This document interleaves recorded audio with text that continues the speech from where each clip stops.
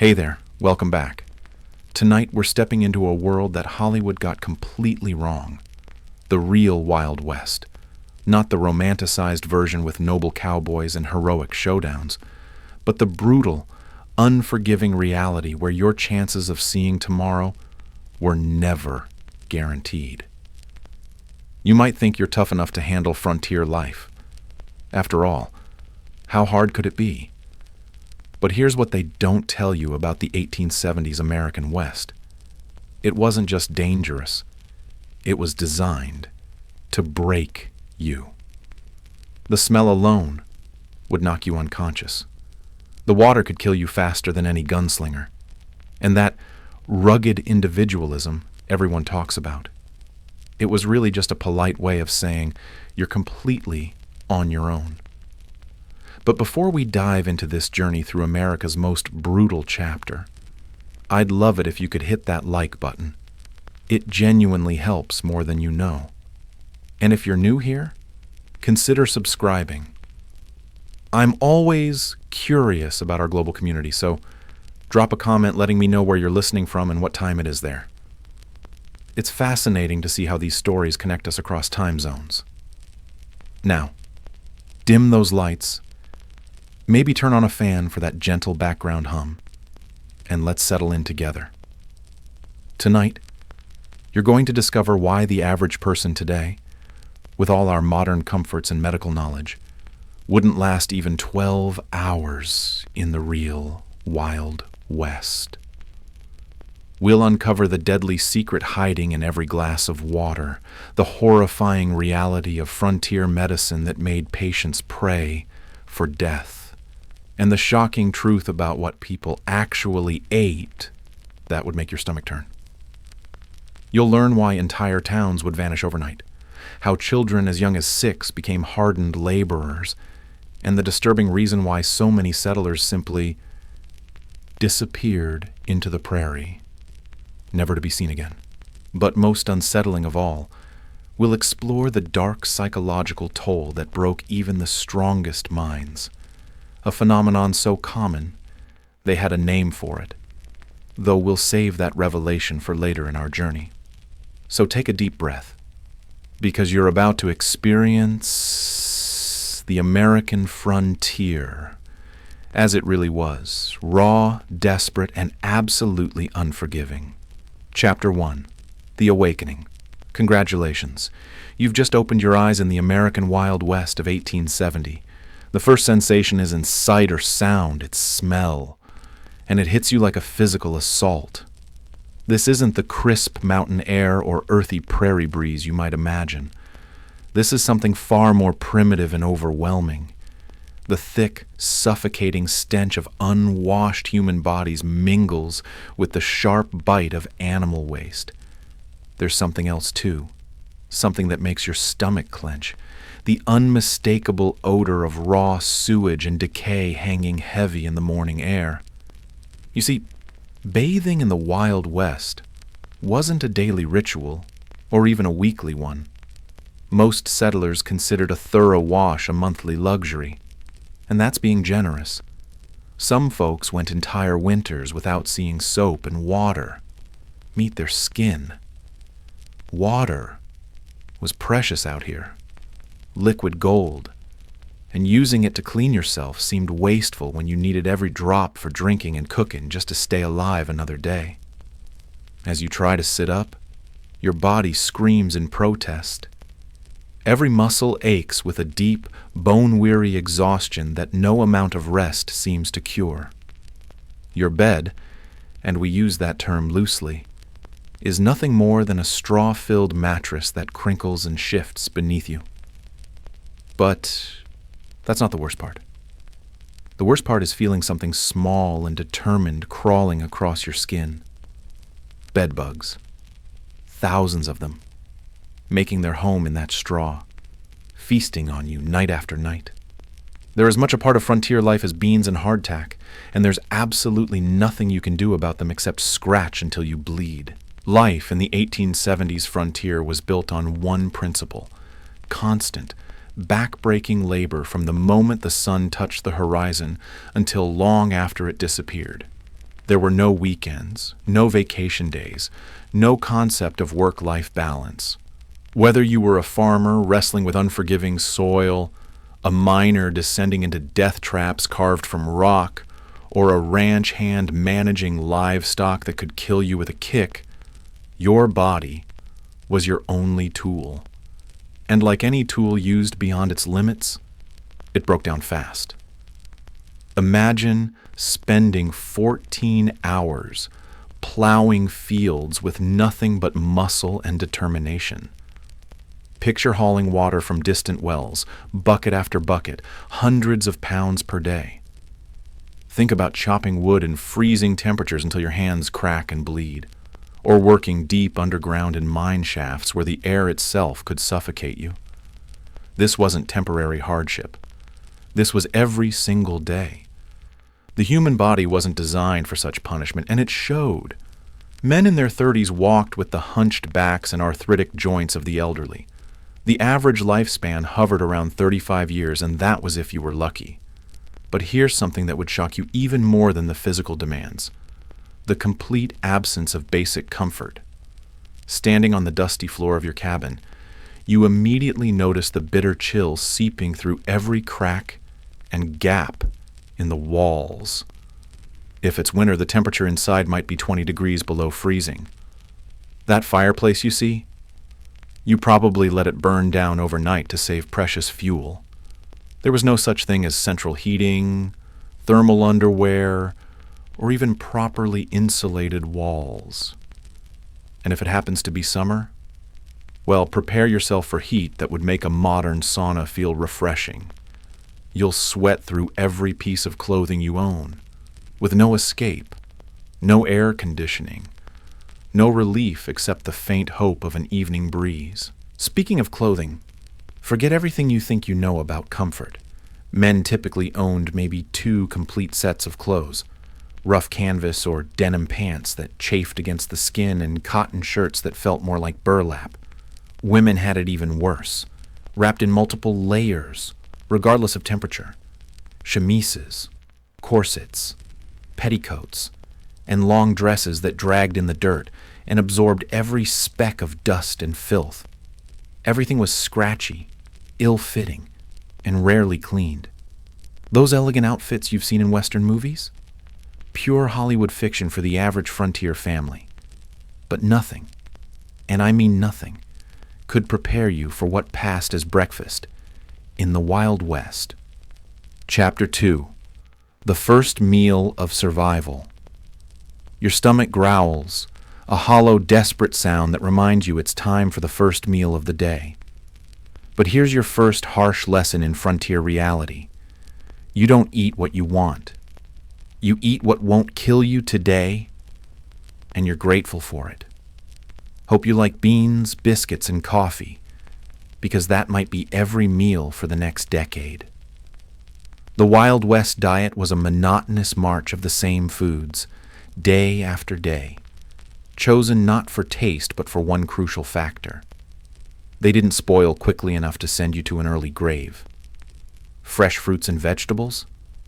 Seasonal luxuries that most settlers saw maybe a few months out of the year. Fresh meat? Only if you had the ammunition to spare, the skill to hunt, and the luck to find something that hadn't already been claimed by more desperate souls than yourself. Most protein came preserved with so much salt, it would make your modern taste buds revolt in protest. Without refrigeration, meat had to be smoked, salted, or dried until it resembled leather more than food. But even then, it was often questionable. You'd examine each piece carefully, looking for the telltale signs of spoilage, and if you found something suspicious, you had a choice. Eat it anyway and risk food poisoning, or go hungry and risk starvation. Here's something that would horrify any modern doctor. Scurvy was common among settlers. Yes, scurvy, the same disease that plagued sailors on months-long ocean voyages. This wasn't because vitamin C didn't exist, but because fresh produce was so rare that settlers regularly went months without consuming anything that could prevent their gums from bleeding and their teeth from falling out. And the coffee. Oh, the coffee. You might think it would at least provide some comfort, some familiar taste to start the day. Cowboys always seem to have a pot brewing in the movies, right? What you get instead barely qualifies as coffee. It's typically boiled until it's bitter beyond belief, sometimes with crushed eggshells added to reduce the bitterness, or salt, or whatever else someone thought might help. But you drink it anyway, because the caffeine helps you face another day of impossible challenges, and because it's hot, and heat means life when everything else around you seems designed to drain the warmth from your bones. Before you even think about stepping outside, though, there's one crucial morning ritual that could save your life: checking your shoes. This isn't about fashion or comfort. This is about survival. During the night, your boots became potential shelters for scorpions, snakes, and other creatures looking for warmth. Frontier folks learned to shake out their boots every single morning, a habit born from the painful experience of those who forgot. One wrong move, one moment of carelessness, and you could find yourself dealing with a venomous bite miles from any medical help. And trust me, you don't want to experience frontier medicine, but we'll get to that horror story later. Chapter 3. Stepping into the wilderness. The moment you step outside your cabin, the sheer vastness hits you like a physical force. The American frontier wasn't just big, it was incomprehensibly enormous. A landscape so vast it could swallow entire civilizations without leaving a trace. And in that vastness, you were utterly, completely alone. The beauty was undeniable. Rolling prairies that stretched to the horizon, mountains that scraped the sky, canyons that plunged into the earth's depths. But beauty and danger walked hand in hand out here. This landscape was breathtaking in the most literal sense. It could stop your breath permanently if you didn't treat it with the respect it demanded. Weather on the frontier wasn't just uncomfortable. It was a killer that struck without warning. The sky might be clear and peaceful when you started your day, then turn into a nightmare within minutes. Blizzards could appear from nowhere, trapping travelers in snow so deep they'd freeze to death before anyone could find them. Tornadoes would tear across the plains, destroying everything in their path with no warning system, no storm shelters, no emergency services to dig survivors from the wreckage. Flash floods could turn a gentle stream into a raging torrent in minutes, washing away wagon trains, livestock, and entire families. Droughts could last for years, turning fertile land into cracked, barren wasteland where nothing could grow, and water became more valuable than gold. But perhaps the most insidious danger was the heat. Summer temperatures on the prairie could soar above 110 degrees, with no shade, no relief, no escape. People died of heat stroke while working in their own fields. They collapsed while walking between buildings. The sun wasn't just uncomfortable. It was a weapon that could kill you if you weren't careful. And your home, that cabin you just left, provided almost no protection from any of it. Most frontier dwellings were hastily constructed from whatever materials could be found nearby. Sod houses on the plains, built by cutting and stacking chunks of prairie turf like bricks. Log cabins in forested areas, chinked with mud and grass that would shrink and crack, letting in wind, rain, and cold. Simple wooden structures in towns that were basically large boxes with minimal insulation. None of them were built to modern standards. Winter temperatures inside could drop below freezing. Summer heat could make the interior feel like an oven. Rain leaked through roofs. Snow blew through gaps in the walls, and the constant wind found every weakness in your shelter's defenses. But let's say you decide to visit the nearest town today. Maybe civilization will offer some protection from the harsh realities of frontier life. Maybe being around other people will make things feel safer, more manageable. You're about to discover just how wrong that assumption is. Chapter 4. The Town. That civilization forgot. As you approach what passes for a town on the frontier, the first thing that strikes you is the complete absence of anything resembling urban planning. This isn't a community that grew organically over generations. This is chaos with wooden buildings, a collection of structures thrown together wherever someone thought they could make a quick dollar. Buildings lean at odd angles, constructed wherever it was convenient rather than sensible. There are no straight streets, no organized blocks, just dirt paths that weave between structures like a drunken man's walk home. And speaking of dirt, forget any notion of paved roads. What you're walking on are dirt tracks that transform into treacherous mud pits when it rains and choking dust bowls when it's dry. But it's the smell that truly announces your arrival in civilization. If you thought the odor at your cabin was overwhelming, you weren't prepared for this assault on your senses. Horse manure is everywhere, literally everywhere, because horses are the only form of transportation, and there are no street cleaners, no sanitation departments, no one responsible for dealing with the tons of waste that accumulate daily. In some of the busier towns, the accumulated waste could be knee-deep in heavily trafficked areas. Flies swarm in biblical proportions, creating black clouds that settle on everything: your food, your face, your water. And suddenly, you understand why disease spreads through these communities like wildfire. You see, frontier towns weren't just uncomfortable, they were breeding grounds for death itself. Without proper sewage systems or any understanding of germ theory, illnesses raced through communities with terrifying speed. Cholera, typhoid, smallpox, diphtheria, and tuberculosis weren't distant threats.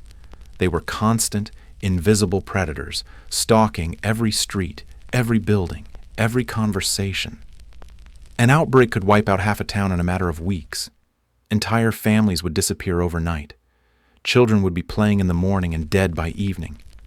And there was absolutely nothing anyone could do except pray they wouldn't be next. But let's talk about the heart of every frontier town, the saloon. And here's where we need to shatter another Hollywood myth that's been burned into our collective imagination. Chapter 5. The Saloon of Broken Dreams. That romantic image of saloons as glamorous gathering places with swinging doors, talented piano players, and smooth whiskey? Complete fiction. What you're looking at is something far more crude and dangerous. Most saloons were single-room affairs with rough plank bars, basic furniture that had seen better decades, and an atmosphere thick with tobacco smoke, unwashed bodies, and desperation. The floors were covered in sawdust, not for atmosphere, but to absorb the blood, vomit, and other bodily fluids that were regular features of daily business. And the liquor? This wasn't fine whiskey aged in oak barrels. What passed for alcohol in frontier saloons was often raw spirits mixed with whatever was available to give it extra kick and stretch the supply. Tobacco juice, pepper, turpentine, even gunpowder. Anything to make cheap alcohol seem stronger and more valuable. A single drink could blind you if the batch was wrong. People regularly died from alcohol poisoning, not because they drank too much, but because what they were drinking was literally toxic. But the real danger in saloons wasn't the poison they served. It was the violence that simmered just beneath the surface of every interaction. These establishments were frequent sites of deadly confrontations, but not the romanticized gunfights you've seen in movies. Real frontier violence was impulsive, messy, and usually over the most trivial matters imaginable. A spilled drink, a perceived insult, a disagreement over a card game. Any of these could escalate to deadly force in seconds. Men carried weapons not for dramatic showdowns at high noon, but because they never knew when a simple conversation might turn fatal. And here's something that might surprise you. Many frontier towns actually had strict gun control laws. Places like Dodge City, Kansas, and Tombstone, Arizona, required visitors to surrender their firearms when entering town limits. That famous gunfight at the OK Corral?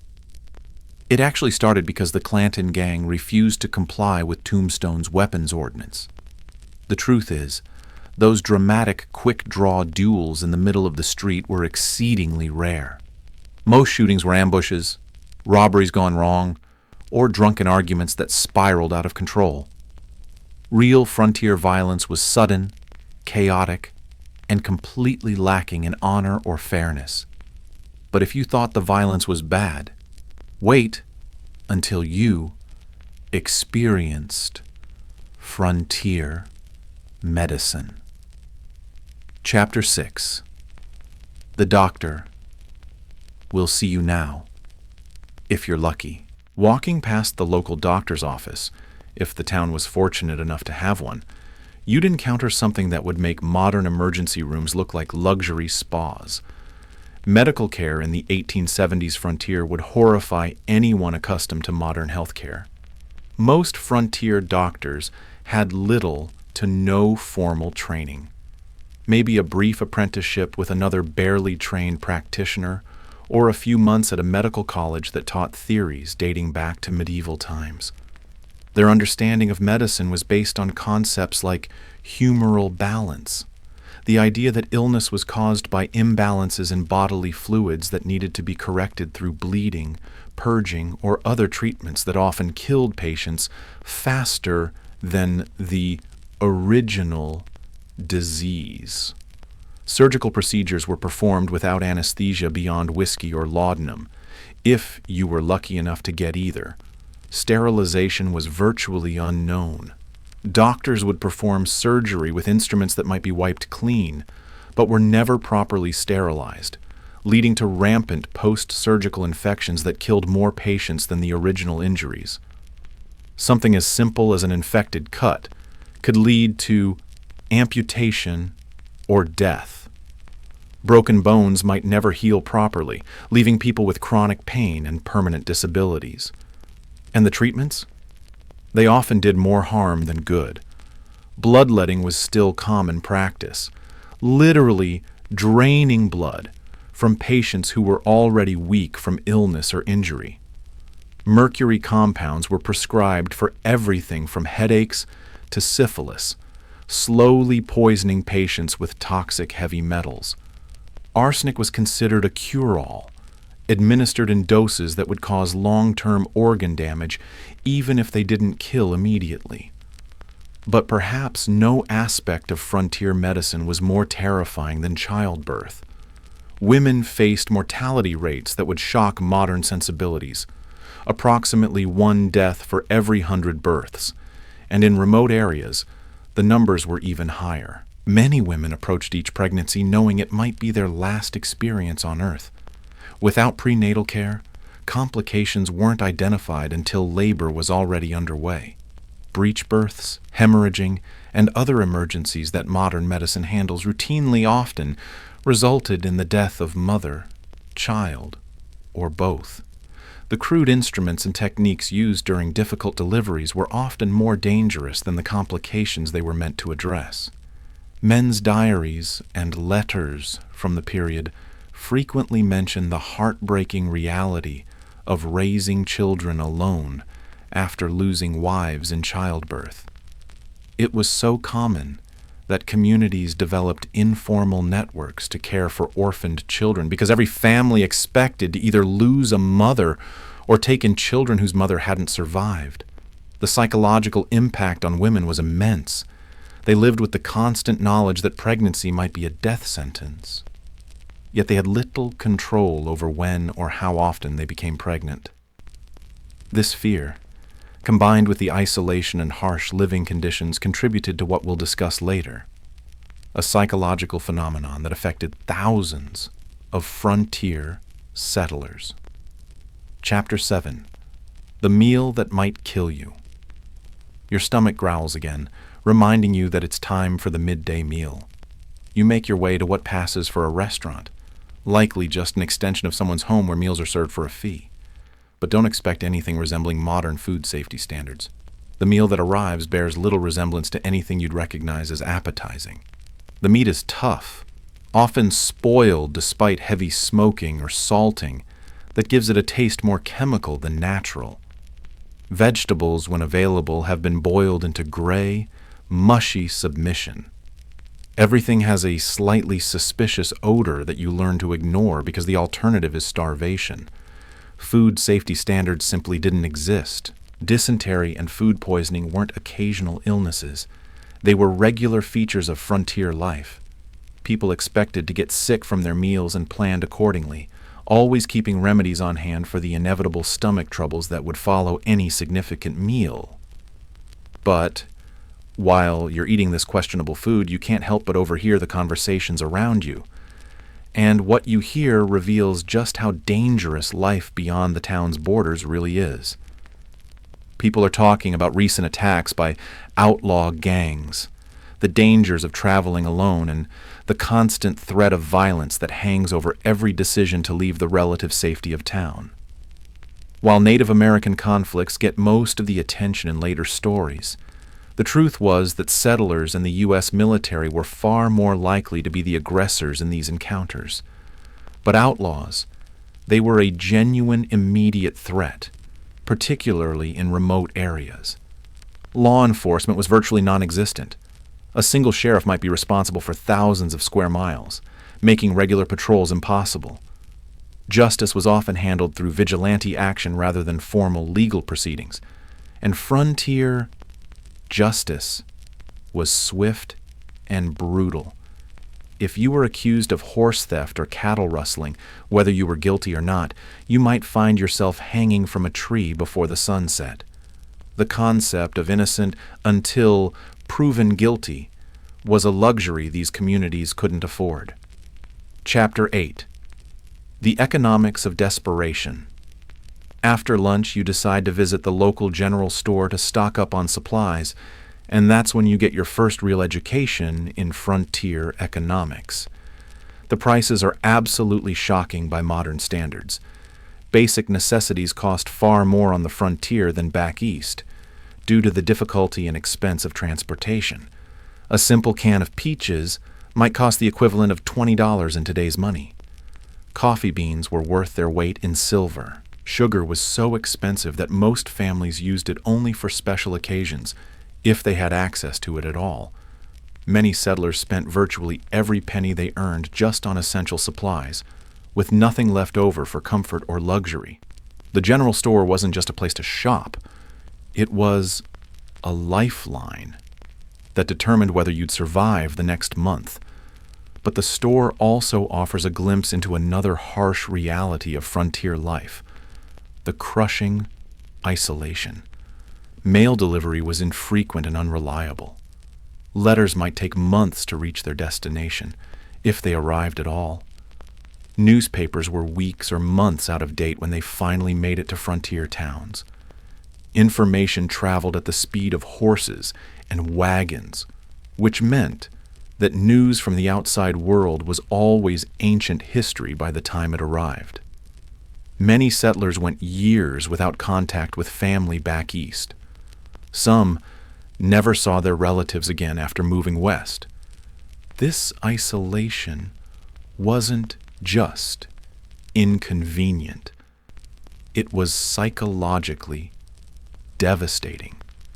People lived with the constant knowledge that they were completely cut off from the world they'd known, surrounded by strangers in an environment that seemed determined to kill them. The psychological toll contributed to high rates of depression, alcoholism, and something we mentioned earlier, a phenomenon so common on the frontier that it earned its own name. But we'll explore that dark chapter of frontier psychology later in our journey. Chapter 9. When the Sky Turns Deadly. As the afternoon wears on, you notice dark clouds gathering on the horizon, and suddenly everyone in town becomes visibly tense. You're about to learn that weather on the frontier wasn't just uncomfortable, it was a killer that could strike without any warning. Without modern forecasting, Storms arrived like surprise attacks. The sky might be clear and peaceful, then suddenly turn black with clouds that brought destruction in their wake. Blizzards could strand travelers in the middle of nowhere, leading to deaths from exposure that might not be discovered until spring thaw revealed the frozen bodies. Tornadoes were invisible until they were already destroying everything in their path. Entire communities could be wiped out in minutes, with no emergency services, no warning systems, no shelters designed to withstand the incredible forces of nature unleashed across the plains. Flash floods were equally terrifying and unpredictable. A gentle stream could become a raging torrent in minutes, washing away wagon trains, livestock, and anyone unlucky enough to be caught in the wrong place at the wrong time. The Platte, Columbia, and Snake Rivers became graveyards for countless travelers who miscalculated the dangers of river crossings. Droughts could last for years, turning fertile farmland into barren wasteland. Crops would wither and die. Livestock would starve, and entire communities would be forced to abandon their homes and start over elsewhere, if they had the resources to relocate. And if you were fortunate enough to have a proper home, it provided minimal protection from nature's fury. Remember, these weren't modern houses built to withstand severe weather. Most frontier dwellings were hastily constructed from whatever materials were available, designed more for basic shelter than protection from extreme conditions. Winter, temperatures inside, could drop below freezing, even with fires burning constantly. Summer heat could make the interior feel like an oven, with no relief except the hope of an evening breeze. When storms hit, these structures offered little more protection than a canvas tent. As the storm approaches, you decide to head back to your cabin, but on the way, you pass something that reveals another deadly aspect of frontier life. The most dangerous jobs in human history. Chapter 10. The deadliest ways to make a living. You encounter a group of men heading to work at the local mine, and their faces tell a story of men who know they might not come home alive. Mining was one of the most dangerous professions on the frontier, with death rates that would be unacceptable in any modern industry. Underground cave-ins were common, crushing miners where they stood with no warning. Poorly ventilated shafts filled with toxic gases like carbon monoxide, odorless and invisible, suffocating miners who had no way to detect the danger until it was too late. Blasting with black powder or dynamite was incredibly hazardous. Miners frequently lost fingers, hands, eyes, or their lives when charges detonated prematurely. The thunderous noise and constant percussion left many with permanent hearing loss, while flying rock fragments became deadly projectiles that could kill or maim anyone in their path. Even if miners avoided immediate catastrophes, the long-term health effects were devastating. They constantly inhaled fine rock dust, leading to silicosis, a painful lung disease that slowly suffocated its victims over years of agony. Mercury used in gold processing caused neurological damage, tremors, and mental deterioration. Workers in copper or lead mines absorbed toxic metals that accumulated in their bodies, causing chronic illness and early death. And for all these risks, the pay was barely enough to survive. Despite the mythology of the lucky prospector striking it rich, the vast majority of miners earned subsistence wages, $2 to $3 for a grueling 10 to 12-hour day. Studies from the period suggest that storekeepers, saloon owners, and even those working in the oldest profession consistently made more money than the miners whose dreams and suffering sustained entire frontier communities. But mining wasn't the only deadly occupation. If you avoided the mines, you might try ranching, where you'd face entirely different but equally lethal dangers. Chapter 11. The Cowboy. Myth shattered. The iconic cattle drives that moved herds hundreds of miles to railroad shipping points weren't romantic adventures. They were grueling, dangerous undertakings that killed men and animals regularly. Cowboys weren't the glamorous figures of later films, but typically young, poorly paid laborers who worked 20-hour days during drives, catching brief naps in the saddle while moving thousands of unpredictable animals across difficult terrain. River crossings could turn deadly in minutes if the animals panicked. Cattle would pile up in the water, creating deadly situations that drowned both livestock and the men trying to control them. Stampedes could be triggered by something as simple as a lightning strike or a snapping twig, turning thousands of 1,500-pound animals into an unstoppable force of destruction. Cowboys caught in stampedes were often trampled to death, their bodies found days later when the dust finally settled and the scattered herd could be rounded up again. The cowboy's life was far from the freedom portrayed in Western mythology. They typically earned about $30 per month for exhausting, dangerous work. Most were very young men, often teenagers, from poor backgrounds with few other options. A significant percentage were Black, Mexican, or mixed-race individuals who faced discrimination that limited their opportunities elsewhere. Their diet on the trail consisted mainly of beans, salt pork, and biscuits, with minimal fresh food. Medical care was limited to whatever folk remedies the trail cook might know. Injuries, common in such dangerous work, often went untreated until they became life-threatening infections. Many cowboys died young from injuries, exposure, or violence, their bodies buried in unmarked graves along the trails they'd spent their short lives traveling. Chapter 12. The Farmer's Impossible Dream. Perhaps ranching seems too dangerous. What about farming? Surely growing food, the most fundamental of human activities, would offer a more stable and less perilous way of life on the frontier. The Homestead Act of 1862 had opened vast areas of the West to settlement, offering 160 acres free to anyone willing to live on and improve the land for 5 years.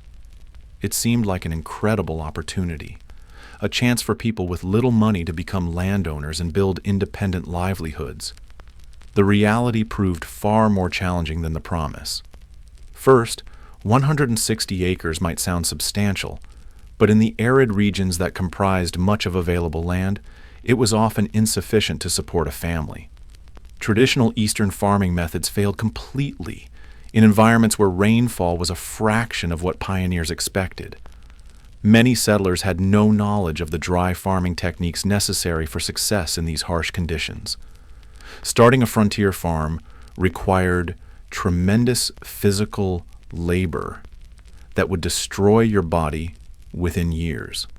The first task was building shelter, typically a sod house on the treeless plains, constructed by cutting and stacking dense prairie turf like bricks. These soddies were dark, damp dwellings that leaked when it rained, harbored insects and snakes, and crumbled without constant maintenance. Then came the back-breaking work of breaking the land for planting. Prairie sod, held together by dense grass roots that had developed over centuries, was extraordinarily difficult to plow with the equipment available to most settlers.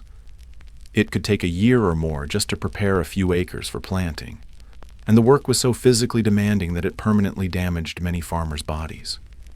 Once crops were planted, farmers faced threats from every direction. Drought could wither plants before harvest. Torrential rains could wash away seedlings or flood entire fields. Early frost could kill crops just before they were ready to harvest.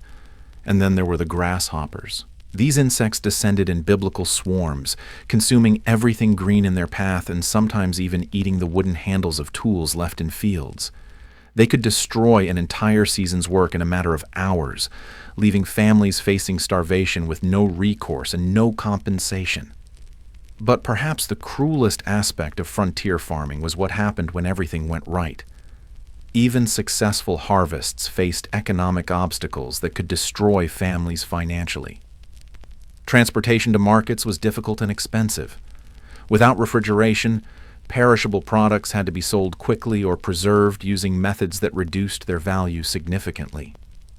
Large agricultural corporations and railroad companies used their influence to keep crop prices low and transportation costs high, squeezing independent farmers from both directions. Many families worked themselves to the edge of death, only to find that their successful harvest barely covered their expenses. Chapter 13. The breaking point of the human mind. But what destroyed more settlers than disease, violence, or economic hardship was something far more insidious, something that crept into their minds during the long, silent nights when the wind was the only sound for hundreds of miles in any direction. The isolation of frontier farms took a psychological toll that modern people, accustomed to constant connection and stimulation, can barely comprehend. Neighbors might be miles away, visited only occasionally when weather and work permitted. Women, in particular, suffered from this crushing loneliness in ways that would break most people today. Some went months without speaking to anyone outside their immediate family. Others went longer. Imagine the psychological impact of that level of isolation. No friends to confide in, no community to provide support, no escape from the constant pressure of survival except the four walls of a leaky cabin that felt more like a prison than a home. This isolation, combined with the relentless stress of frontier life, led to a phenomenon so common it earned its own name among frontier communities: prairie madness. The symptoms were unmistakable: severe depression that could last for months, anxiety that made simple tasks impossible, and in the worst cases, complete breaks from reality that left people unable to distinguish between their fears and the world around them.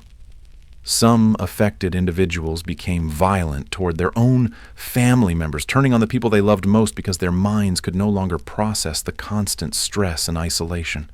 Others simply walked out into the prairie one day and were never seen again, choosing to disappear rather than continue fighting a battle they could never win.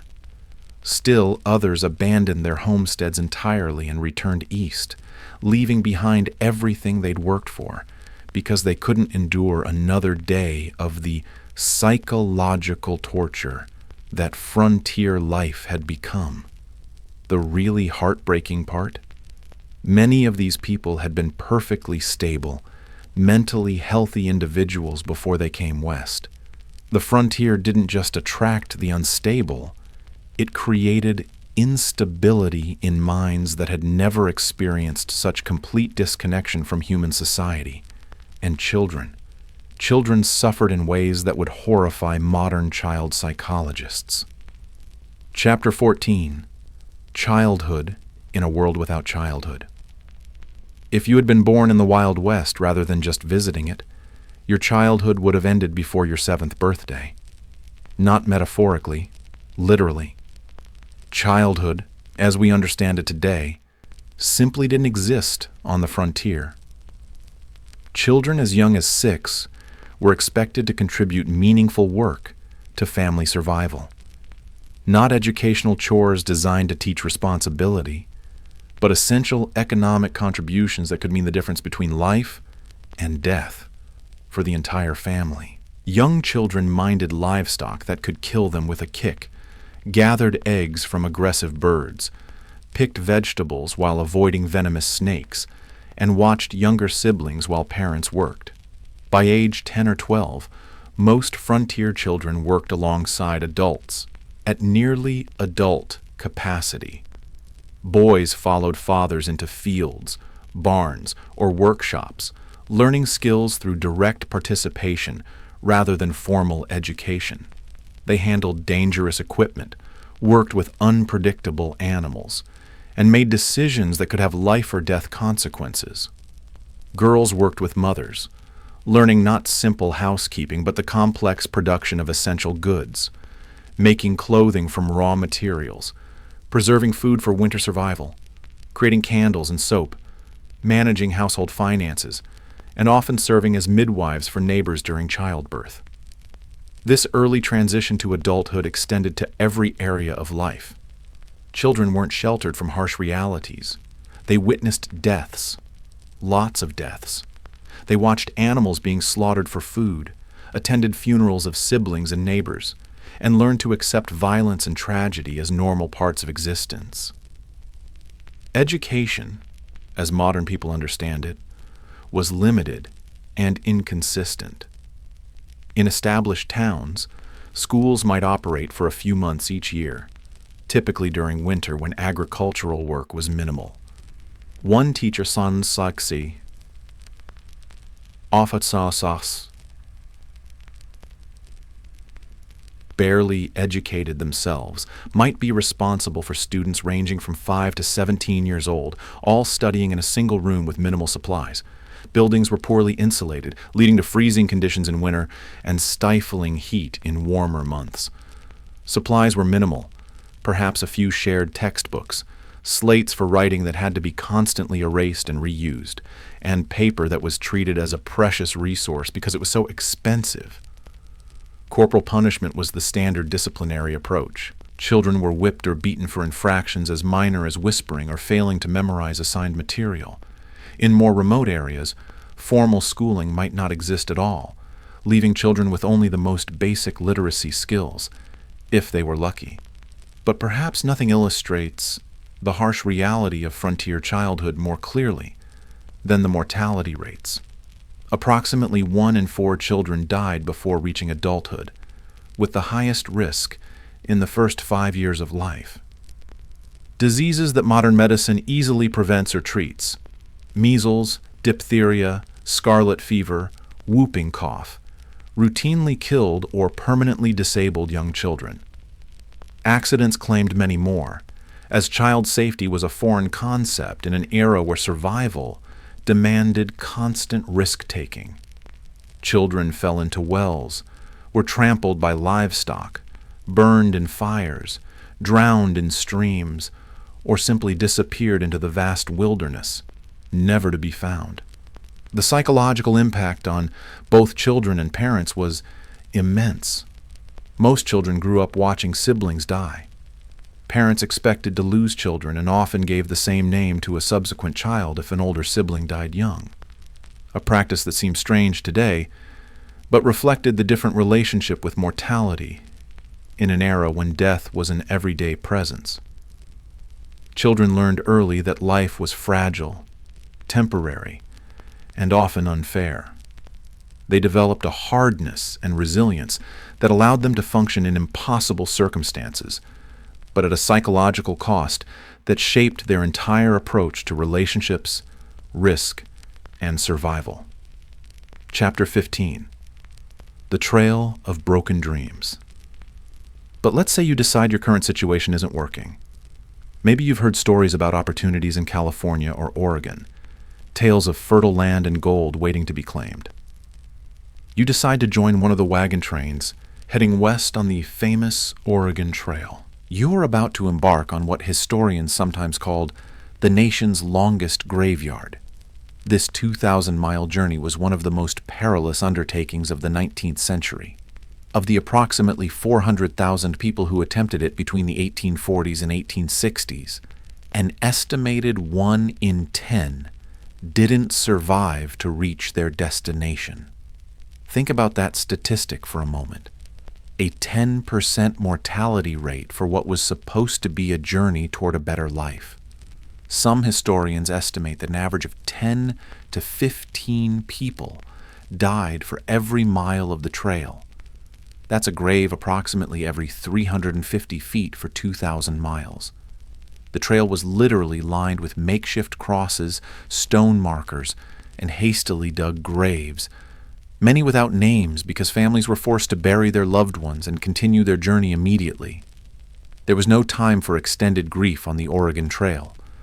Every day's delay meant less chance of crossing the mountains before winter snows made the passes impossible, trapping entire wagon trains in conditions that led to tragedies like the infamous Donner Party, where survivors resorted to cannibalism to stay alive. Disease was the #1 killer, and the most feared was cholera. A bacterial infection spread through contaminated water that was particularly devastating in the close quarters of wagon train travel. This horrible illness caused severe diarrhea and vomiting, draining the body of fluid so quickly that a person could be perfectly healthy at breakfast and dead by dinner. There was no effective treatment available. Wagon trains would sometimes lose dozens of people in a single cholera outbreak, with bodies buried hastily along the trail while survivors pressed on, knowing that stopping meant risking the lives of everyone else in the party. Other diseases, dysentery, typhoid, mountain fever, claimed countless lives, particularly among children, who were especially vulnerable to the harsh conditions and contaminated water sources that were often the only options available. Medical care was rudimentary at best, often consisting of folk remedies that did little to help, and sometimes made conditions worse. People suffered and died from ailments that modern medicine could cure with simple antibiotics. But on the Oregon Trail, a minor infection could become a death sentence. Crossing rivers presented another deadly challenge that claimed hundreds of lives. Wagons weren't designed to float, but pioneers had to cross numerous rivers on their journey west. Some had ferries or established fords, but many required the wagon to be floated across like a makeshift boat. Wagons frequently capsized during these crossings, drowning people and livestock while destroying precious supplies that families had carried thousands of miles. The Platte, Columbia, and Snake Rivers became underwater graveyards for countless travelers who miscalculated the dangers of river crossings or were simply overwhelmed by conditions beyond their control. Contrary to popular belief, attacks by Native Americans were relatively rare. Most tribes were actually helpful to travelers, offering supplies, guidance, and assistance with river crossings in exchange for trade goods. The majority of violent deaths on the trail came from accidents, being crushed by wagon wheels, kicked by draft animals, or shot in firearms accidents by inexperienced travelers who carried weapons for hunting and protection but didn't know how to use them safely. Chapter 16. The Deadly Diversity of the Frontier. As you continue your journey through this harsh landscape, you begin to notice something that Hollywood got completely wrong about the Wild West. This wasn't a world populated solely by white cowboys and settlers. The frontier was a meeting ground of cultures from around the world, and that diversity created both opportunities and dangers that most people never learn about. Chinese immigrants played crucial roles in building the transcontinental railroad and developing mining operations. But they faced discrimination so severe it would shock modern sensibilities. They were often forced to take the most dangerous jobs for significantly lower pay than white workers. And when economic conditions deteriorated, entire Chinese communities faced riots and mass expulsions that could turn violent with little warning.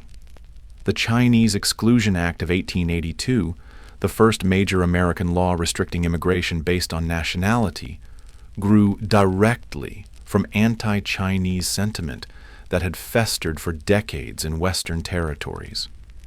Chinese miners were frequently driven from productive claims through violence or unjust application of foreign miners' taxes that were designed specifically to prevent them from succeeding. Mexican Americans, many of whom had become U.S. citizens through territorial acquisition rather than immigration, similarly faced discrimination and displacement that destroyed lives and communities. Despite treaty guarantees protecting property rights following the Mexican-American War, many Mexican landowners saw their holdings taken through legal manipulation, intimidation, or outright theft. Black Americans who moved west hoping to escape Southern oppression often found frontier racism just as entrenched, though different in form. Black cowboys made up approximately 25% of the workforce on some cattle operations, but they rarely received recognition in contemporary accounts or later mythology. Black homesteaders established communities in several Western territories, but frequently faced organized resistance from white neighbors and discriminatory application of homestead laws. Even European immigrants found that national and religious identities continued to matter on the frontier. Irish Catholics, German Lutherans, Scandinavian Protestants, Eastern European Jews, each group tended to establish distinct communities and maintain cultural practices from their homelands. These communities provided mutual support, but sometimes became targets when economic or social tensions arose. But perhaps no group suffered more than the indigenous peoples who had called these lands home for thousands of years before others arrived. Chapter 17, The Forgotten Apocalypse.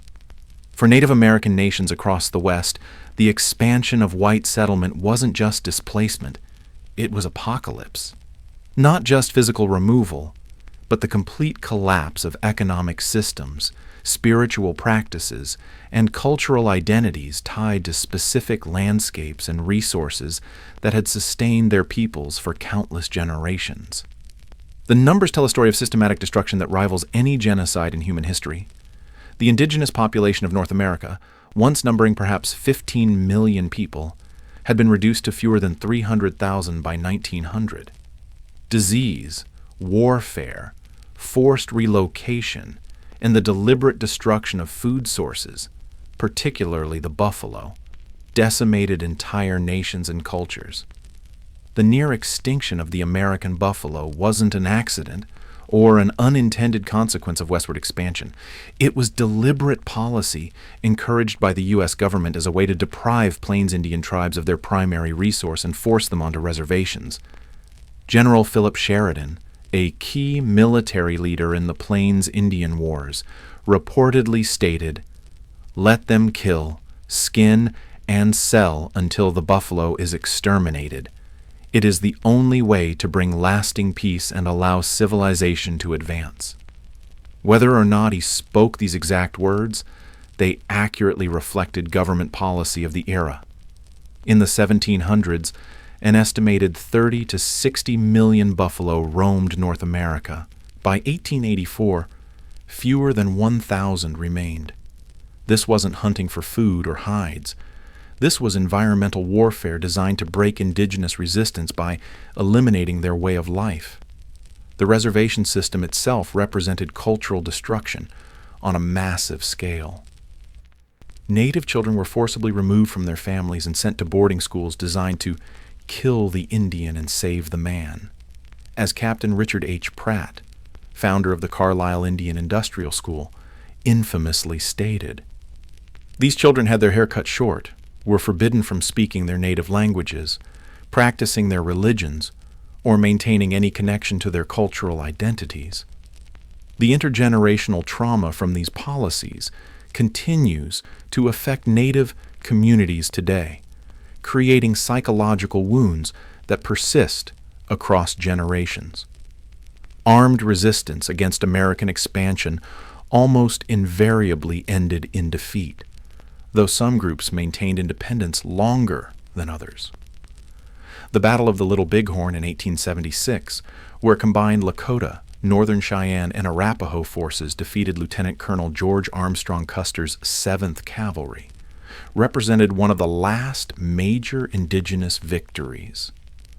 The subsequent military campaigns against these tribes were marked by increasing brutality, including attacks on villages filled with women and children, and the systematic destruction of food supplies, shelter, and anything else necessary for survival. Chapter 18.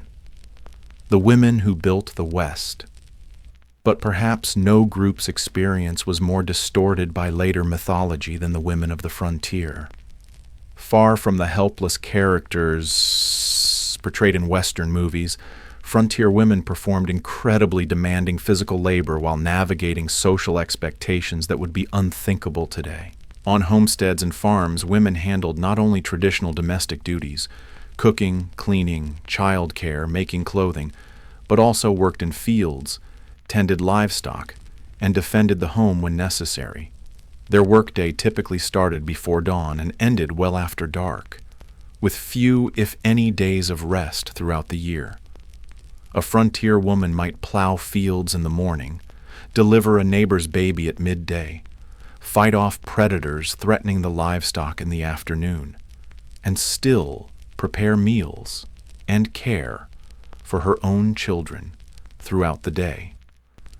Many became widows at young ages due to the dangerous nature of frontier life, and had to manage farms or businesses alone while raising children. Despite their essential contributions, women had few legal rights. In most territories and states, they couldn't vote, own property independently if married, or have custody of their children in the event of divorce. Domestic violence was considered a private matter with little legal recourse available to victims. For unmarried women, options were severely limited. Teaching was one of the few respectable professions, though female teachers were paid significantly less than their male counterparts and were often expected to resign upon marriage. Some women found economic independence through running boarding houses, working as nurses, or establishing millinery or dressmaking businesses. Then, there were the women who worked in the oldest profession, those who provided companionship to lonely men in frontier towns. While later mythology romanticized these women, the reality was typically grim. Many entered the profession out of economic desperation after being widowed or abandoned, facing physical abuse, substance addiction, and diseases that had no effective treatments.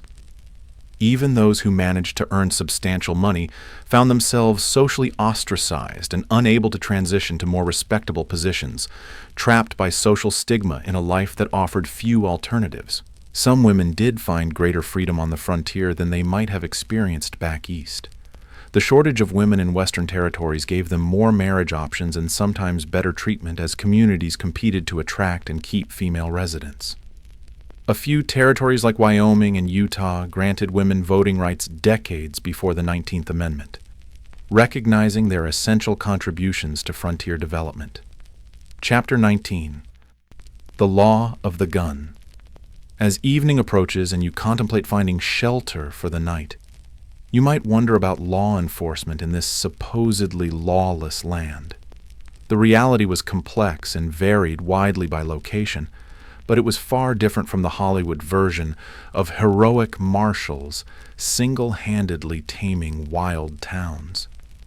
Major cities and towns typically had some form of organized law enforcement, but vast rural areas had minimal, if any, official protection.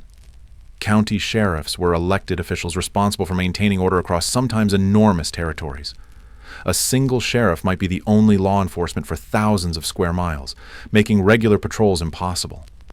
They relied heavily on deputizing ordinary citizens during emergencies, creating posses to pursue criminals or respond to violence. These weren't trained law enforcement officers. They were farmers, shopkeepers, and anyone else willing to risk their lives chasing dangerous men across dangerous territory. Town marshals handled law enforcement within town limits, sometimes with a few deputies in larger settlements. These positions were often dangerous and poorly paid, attracting a mix of dedicated public servants and those who enjoyed the power that came with wearing a badge. Some famous lawmen moved between legitimate law enforcement and more questionable enterprises throughout their careers. The line between legal and illegal activities was often blurry, and many men found themselves on both sides of the law depending on circumstances and opportunities. Federal marshals had jurisdiction throughout territories and states, but were few in number. They typically focused on major crimes like counterfeiting, mail robbery, or offenses involving multiple jurisdictions. The legendary U.S. Marshals of Western movies, single-handedly bringing law to lawless towns, were largely fictional creations. In many remote areas, justice was handled through informal community action rather than official legal processes. Vigilante groups formed to address perceived threats when formal law enforcement was absent or ineffective. Sometimes these groups maintained basic order, but they could easily become vehicles for prejudice, personal vendettas, or mob violence. Criminal punishment was harsh by modern standards. Hanging was the standard penalty for murder, serious assault, and sometimes theft. particularly of horses or cattle, which could mean death for the victims. Prisons existed but were primitive facilities with high mortality rates from disease, violence, and poor conditions. Many communities preferred immediate execution to the expense of long-term imprisonment, leading to swift justice that didn't always consider guilt or innocence as carefully as modern legal systems demand. Chapter 20. A Night in Hell's Waiting Room. As darkness approaches, you realize you need shelter for the night, and this is where you discover that even rest on the frontier comes with its own set of deadly challenges. If you're fortunate enough to find a town with a hotel or boarding house, don't expect anything resembling modern comfort or safety. Frontier accommodations were basic at their absolute best. A typical hotel room consisted of a simple bed, possibly infested with bed bugs that had been feeding on previous guests for months, a washstand with a pitcher and basin that might not have been cleaned in weeks, and perhaps a single chair that had seen better decades. Bathroom facilities meant an outhouse in the back, shared by all guests and anyone else who happened to be passing through town. Privacy was a luxury that didn't exist. Thin walls meant you could hear every conversation, argument, and intimate moment happening in neighboring rooms.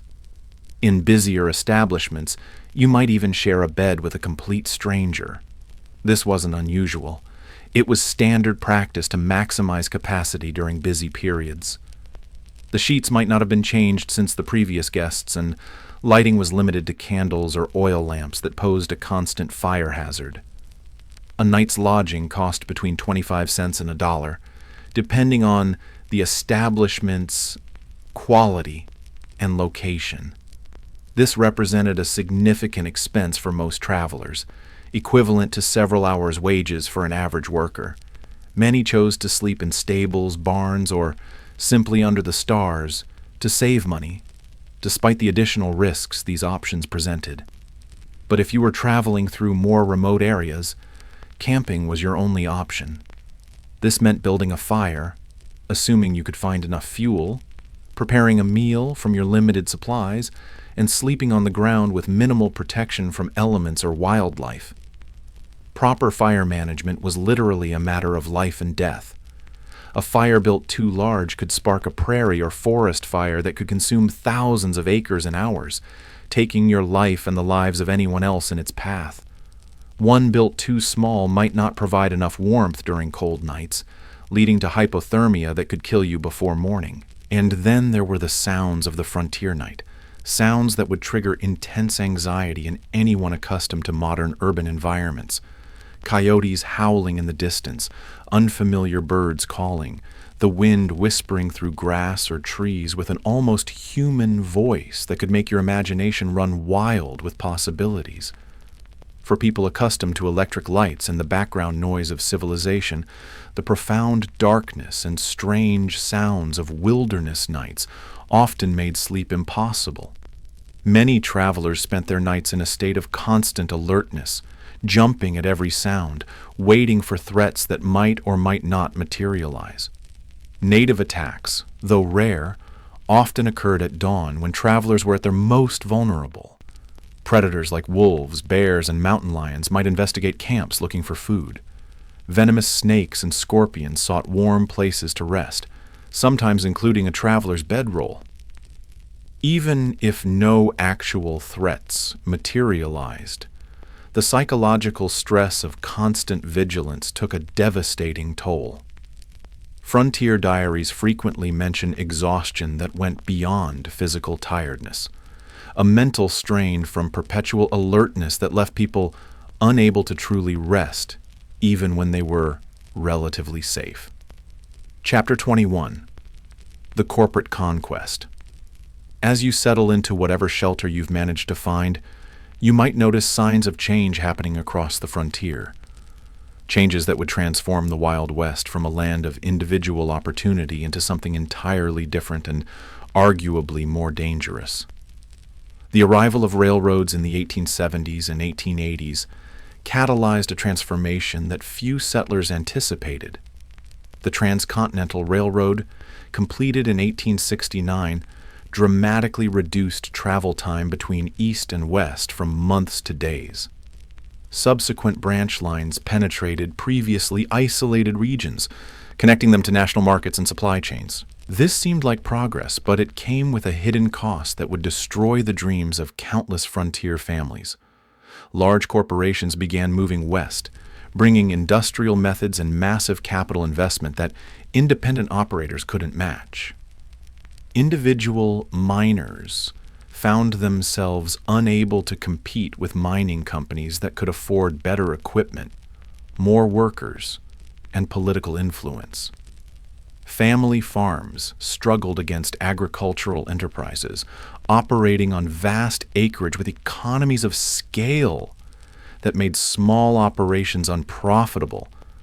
Small ranchers found themselves squeezed by cattle companies backed by Eastern investors and political connections that gave them advantages in securing water rights, grazing access, and favorable transportation rates.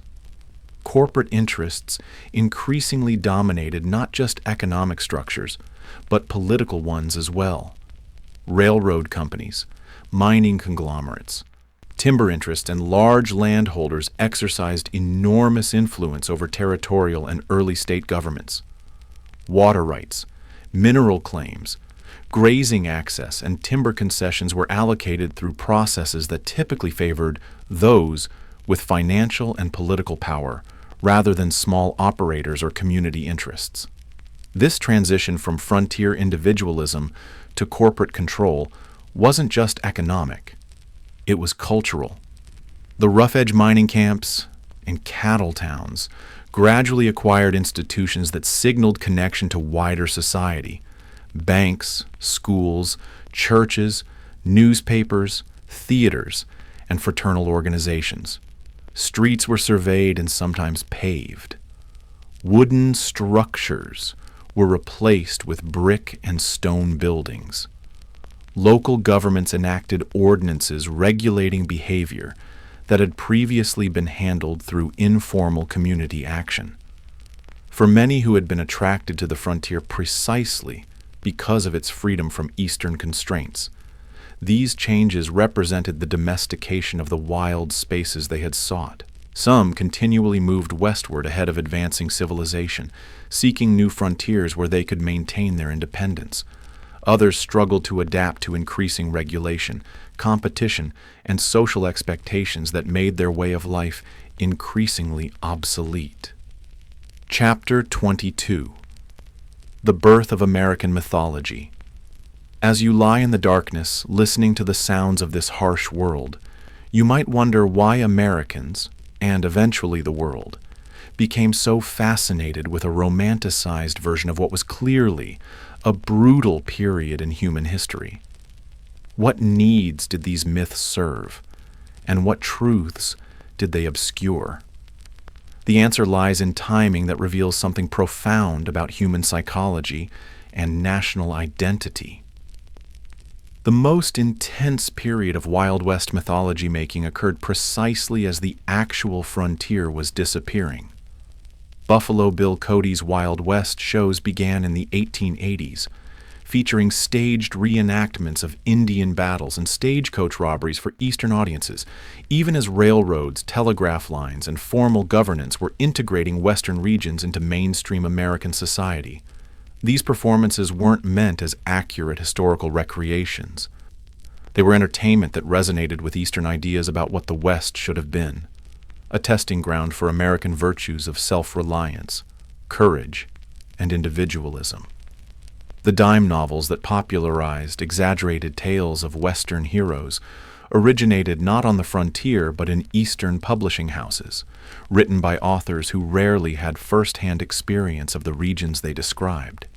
These formulaic stories emphasized action, clear moral distinctions between heroes and villains, and a vision of the West as a place where good invariably triumphed over evil through righteous violence. Later, Hollywood Westerns refined and amplified these mythological elements, creating iconic images of lone cowboys, heroic sheriffs, dastardly outlaws, and savage Indians that bore little resemblance to historical reality. These films served psychological and cultural functions beyond entertainment. They offered reassuring narratives about American identity during periods of rapid social change and international challenges. The mythology suggested that American character had been forged in frontier conditions, producing exceptional qualities that distinguished the nation from older societies. It implied that American expansion across the continent had been not just inevitable, but morally justified. A triumph of civilization over wilderness and progress over primitive cultures. It presented simplified moral frameworks where complex social, economic, and cultural conflicts could be reduced to simple good versus evil narratives. Chapter 23. The Price of Building a Nation. But what these myths obscured was a reality far more complex and morally ambiguous than any Hollywood screenplay could capture. The true story of Western development included not just individual courage and determination, but systematic genocide, environmental devastation, economic exploitation, and the corporate manipulation of political systems that continues to influence American society today. The real West offered no simple moral lessons, but rather a case study in how human societies adapt to challenging conditions, sometimes showing remarkable cooperation and creativity, sometimes descending into brutality and exploitation that destroyed lives, cultures, and entire ecosystems. As you drift toward sleep in this harsh world, you're experiencing firsthand why the average person today, accustomed to abundant food, advanced medical care, physical safety, and countless comforts unknown to frontier dwellers, would likely not survive even a single day in the actual conditions of the 1870s frontier. The skills, knowledge, physical conditioning, and psychological resilience required for frontier survival represent a way of life so distant from modern experience as to be almost unimaginable. Yet something about this world continues to fascinate us, perhaps because it represents human experience at its most elemental. There's something compelling about a life stripped to essentials, where tasks had immediate consequences and achievements represented tangible victories against natural constraints. There's something appealing about the community interdependence that emerged from shared challenges, creating connections that transcended differences in background or belief. Perhaps it's simply the reminder that human beings can endure and even find meaning in conditions far harsher than most of us will ever face. Chapter 24. The Legacy in Our Blood. The legacy of the American frontier extends far beyond mythology into the actual structures and systems that shape modern American life. Property laws, water rights frameworks, federal-state relationships, approaches to natural resources, and countless other aspects of American governance emerged from frontier-era compromises and conflicts. The diversity of Western communities, despite efforts at forced assimilation, contributed to the multicultural reality of modern America. Even the continuing tensions between individual rights and collective welfare, local control and national standards, exploitation and conservation, have roots in frontier-era debates that were often settled through violence rather than negotiation. For indigenous peoples, the frontier era represents not a glorious chapter in national expansion, but the devastation of ancient ways of life, and the beginning of a struggle for cultural survival and sovereignty that continues today. Their perspective reminds us that the simple triumphalist narrative of Western settlement ignores the complex civilizations that already existed and the incalculable knowledge lost through their disruption.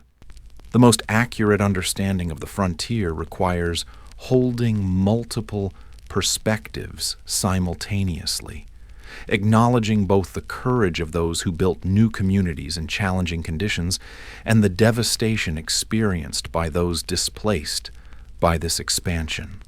Chapter 25. The Stars That Connected Us All. As you finally drift towards sleep on this, your final night in the Wild West, the sounds of this earlier America surround you. The whisper of wind through prairie grass carries stories of those who came before.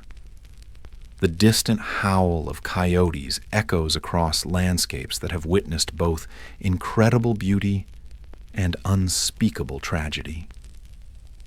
Perhaps you hear the faint piano notes from a saloon down the street, where other souls are seeking comfort in alcohol and companionship. These sensory experiences connected all who lived through this era. Regardless of background or circumstance, the vast skies, extreme weather, imposing landscapes, and profound silences shaped everyone who encountered them, creating a shared relationship with the environment even amid cultural conflicts. Above you, the stars shine with a brilliance impossible to see in our light-polluted modern world. These are the same stars that guided travelers across the prairie, helped farmers time their planting, and gave comfort to homesick immigrants far from familiar landscapes. In this moment of connection across time, you feel a fleeting kinship with those who looked upon these same constellations a century and a half ago, wondering what tomorrow would bring in a world where survival was never guaranteed. Tomorrow, you'll return to your own time carrying with you a deeper understanding of this pivotal period in American history. You'll never again see a Western film or read a frontier novel without recognizing the sanitized, simplified version of a far more complex reality. You'll appreciate the extraordinary comfort and security of modern life, achieved through technological advances unimaginable to frontier dwellers. You might find yourself more aware of the skills and knowledge lost in the transition to our specialized, technology-dependent society. The practical self-sufficiency that allowed frontier people to build, repair, grow, preserve, and create what they needed with minimal outside support. Most importantly, you'll understand that the real story of the American West isn't found in gunfights and gold strikes, but in the daily struggles of ordinary people, men, women, and children of diverse backgrounds who faced extraordinary challenges with the limited resources available to them. Their story, without Hollywood embellishment, contains enough genuine courage and tragedy, innovation and conflict, cooperation and cruelty, kindness and brutality to fill countless histories. Their legacy lives not just in the communities they established or the environmental changes they initiated, but in the myths that grew from their experiences and the questions they left unanswered about the cost of building a nation. Epilogue: The dream that never died. The real Wild West disappeared long ago, transformed by technology, population growth, economic integration, and environmental change into the modern American West, of cities, suburbs, highways, and managed landscapes. Yet, echoes of frontier experience persist in regional identities, local traditions, land use patterns, and governance structures. The memory of this formative period continues to influence how Americans understand themselves and their nation's development, even as scholars and communities work to replace simplistic mythology with more accurate, inclusive understandings of this complex history. As you finally surrender to sleep, the boundary between past and present seems to blur. The challenges faced by frontier communities, adapting to environmental constraints, managing scarce resources, building functional communities among diverse populations, balancing individual freedom with collective needs, remain relevant in new forms today. Perhaps the greatest legacy of the frontier experience is not a set of answers, but a collection of questions about human adaptation, community formation, and the relationship between people and the natural world.